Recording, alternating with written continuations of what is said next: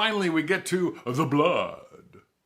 Fun fact, if you laid out all your veins, arteries, and capillaries end to end, they would encircle the world 12 times.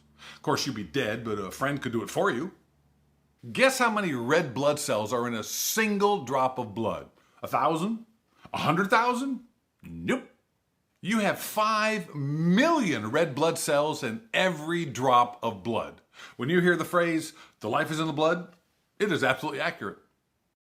The trip from your lungs to your heart to your tissues and then back again takes about a minute. That's right, this amazing fluid rushes through 100,000 miles of very tiny tunnels at a very high speed and then rushes back again, ready for another trip. All in under a minute. This is why you're exhausted all the time. Here's an interesting point. What do you think the body does when it starts to bleed internally? Your instinct is probably to double up on production of new blood cells, right? Wrong. For some reason, on an internal bleed, the body decides to stop all production. This is what happened to me several years ago. I was in Tampa, Florida, when my body decided to shut down. I just thought I had a mild case of the flu. Turns out I was knocking at death's door quite vigorously. When you're a few quarts low on blood, certain telltale signs emerge. One is that you have the get up and go of a slug, and it feels like you're walking through jello. I don't feel well. Long story short, I was hospitalized.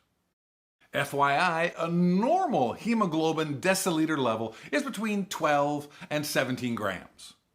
I was barely at a 7.